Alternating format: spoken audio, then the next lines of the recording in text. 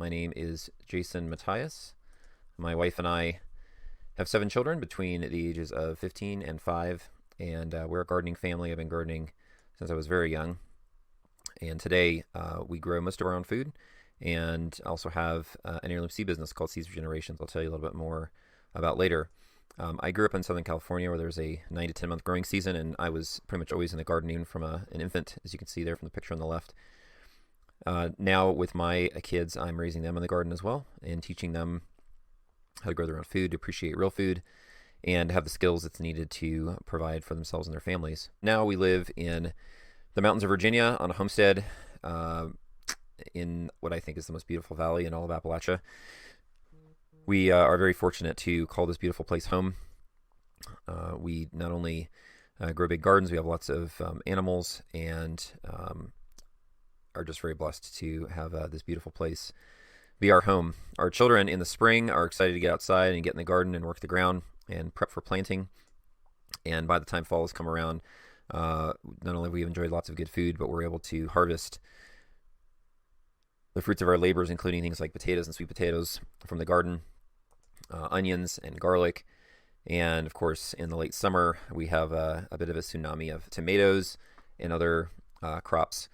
Our porch often looks like this in August and into September. Sometimes I have to pinch myself that this beautiful place that we live is where we're privileged to call home. The reason I mention this is just because this arriving at this point has been a journey, very much a journey of our family learning to eat more healthy, which led us to want to grow more of our own food, which led us to wanting to source more of our food from local sustainable sources, and then to raise more of our own food in terms of animals. And this journey has led us on a bit of a return to the old paths, so to speak, where we are seeking out more intentional ways of living that our forefathers lived as a matter of normalcy. Heirloom seeds are basically what seeds have always been known as in centuries past, with the exception of hybrid varieties. Most gardeners, up until more recent times, where hybrids have become a lot more common, planted heirloom seeds, and all heirloom seeds are just genetically stable varieties, and often they get the term heirloom because they've often been passed down for a long time, decades, and in some cases centuries. The main thing is that heirloom seeds will breed true in each generation, which means that if you save the seed from a specific variety and plant it again the next year, then you will get the same thing.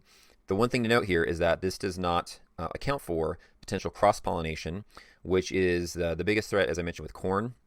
So typically, if you're growing 2 different varieties of corn in your garden, there's a good chance they'll cross-pollinate. You wouldn't necessarily be able to tell, but if you want to save the seed, then you might have a crossbreed in that corn seed that you wouldn't know about. So what I recommend is just planting one type of corn if you want to save some of the seed for a future year.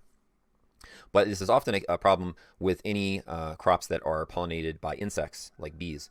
In particular, the cucurbit family, like cucumbers and melons and squash, they're pollinated by insects, and you can get cross breeds of those. So it's a little more tricky to save genetically pure seeds for some varieties, such as those that are pollinated by insects, and specific measures you have to take to make sure that they actually do breed true in each generation.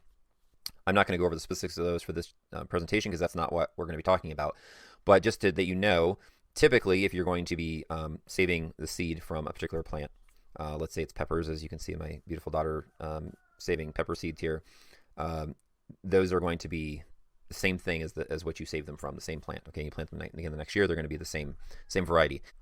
Cilantro, which the seeds of which are known as coriander. If you like salsa, then you probably are familiar with cilantro.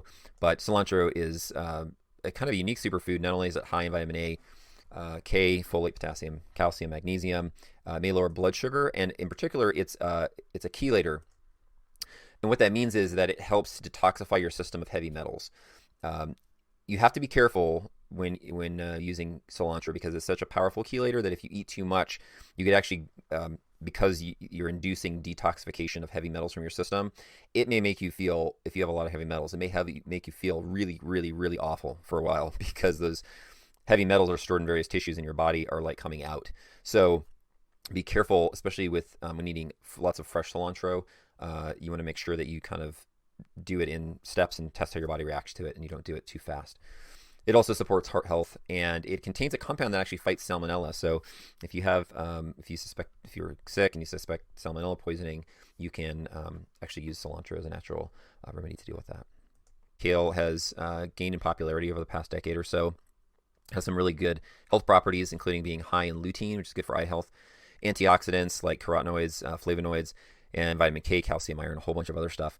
It really helps the body's detoxification because of the fiber and the sulfur in it. So there's a lot of different kale varieties. In this picture, you can see my daughter holding at least 3 different kinds, and there are dozens of kinds. I recommend that you try different ones. And in particular, the one that's kind of in the back is called lacinato kale, also referred to as dinosaur kale. That one has a very different growth habit. Most kale is kind of like a bush that spreads out. Lacinato kale grows on a central stalk and has leaves that come off. And the nice thing about that is that you can harvest the lower leaves, which are the first to come ripe. And then underneath it, it frees up space and you can plant other things around the base of the plant, like lettuce and other greens. So because of its growth habit, it becomes very good if you're very tight on space. It's one of the things I love to grow and then put, as we harvest the leaves off of them, basically plant other things underneath them. Leafy greens, there's so many to talk about and choose from. I'm just going to hit the highlights of a few. Collard greens, lettuce, arugula, sorrel, Chinese cabbage, greens from root vegetables such as beets and turnips, watercress, chard. There's so many, and I recommend you try all of them because they all have wonderful properties. The picture here is of collard greens. The one reason that I put this here is that collard greens are most popular and well known in the South. However, I love collard greens not just because I live in Virginia and it's more of a culturally accepted thing here. Collard greens have the distinction of being both the most heat tolerant brassica grain crop as well as the most cold tolerant brassica crop. So they will not only withstand very high summer heat, like in the deep South where people generally know about collard greens, but they will also withstand very cold temperatures. I've grown collard greens through the winter in the mountains of Virginia, and our climate here, our microclimate, is much more like northern Pennsylvania. And ice and snow, actually covered in snow, and they were perfectly fine. In fact, like a lot of crops in the winter, when they get cold, it actually concentrates the sugars in the tissues, and so they end up being a lot more sweet and delicious. And the great thing about having things like collard greens and kale in your winter garden, if you can get them established and growing in the fall before winter sets in, it's kind of like having cold storage in the ground, right? They're not necessarily growing very fast, but they're alive, and you can harvest them fresh, and they're going to taste absolutely fantastic, and it doesn't require any refrigeration or anything else. What are some things that you can plant now that will give you harvest quickly? So I want to talk about some of these. One of the great ones that our family really loves is bush beans. Now, most people think of green beans as being green, right? And that is true. I highly recommend you eat green beans, right? But bush beans typically are going to be quick. They're quicker than pole beans. Pole beans take longer to mature. This particular variety here I'm holding in my hand is called dragon tongue. And I always recommend it to everyone that is talking to me about beans, what kind of beans to grow. The reason why is because not only are they beautiful and interesting, they're kind of a flatter, wide bean. They're not round like a normal green bean you would find in the store is. They tend to be very long. They can be up to 9 or 10 inches long if they get really big, but typically 5 or 6 inches is kind of typical.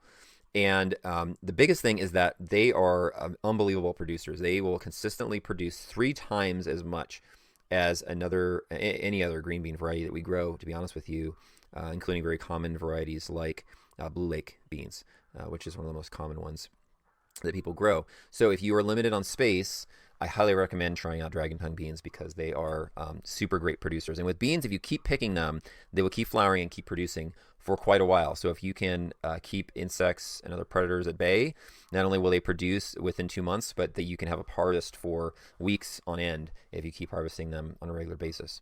Lettuce can take only a month and a half or so and up to 2 months to really start producing. And once it starts producing, you can either harvest the lower leaves and let it keep producing, or you can cut the entire head off at the base and it will re-sprout out of that and produce more. So don't pull your lettuce out unless you actually need that space to grow something else and you don't want the lettuce there anymore.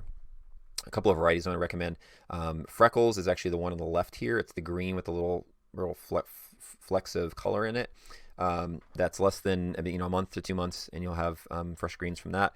Red salad bowl is another popular one. It's fairly quick. A very common one is Henderson's black-seeded Simpson. That is a very light green, like a lime green colored leaf lettuce. And one of our favorites is a French variety known as Merveille de Quatre Saisons, and that is the one that's pictured on the right in this picture. It has green at the base, but at the ends of the lettuce end up becoming a beautiful burgundy color. And it's not just beautiful, but the flavor is phenomenal, and it's also a fairly quick producer, so I highly recommend that type. And of course, there is the wonder of enjoying what we're able to harvest, right? Whether it's green beans or whether it's tomatoes. Typically the kids are always excited to find the produce and pick it, and it's just like this joy that is pretty natural. You don't really have to teach it, but if you involve them with it from a young age, then it really becomes something that they love to do. And of course, the harvesting leads to eating, right? So often it's hard to keep the kids from eating tomatoes or whatever it is. So you got to be it's important to make sure that you teach them about what is ripe and what is not ripe, because you don't want them picking stuff that's not ripe and wasting it, right? Beyond harvesting and eating, a couple of things that I think are really important for our family. Saving seeds is super important because we have an heirloom seed business and we're selling the seeds, sharing them with others. So whether it's picking flower seeds or whether it's processing tomatoes and saving the seeds out of those and keeping them all organized, we get the kids involved in all of those. If you enjoyed these highlights from Jason's presentation and want to grow healthier food, build more self-reliance, and create a garden that can nourish your family for generations, you're going to love the Superfood Garden Summit. We've brought together expert gardeners, homesteaders, and food growing educators to share practical strategies to help you grow more abundant, nutrient-dense food right at home. Grab your free ticket at superfoodgardensummit.com. It's all happening June 2nd through 5th. See you there.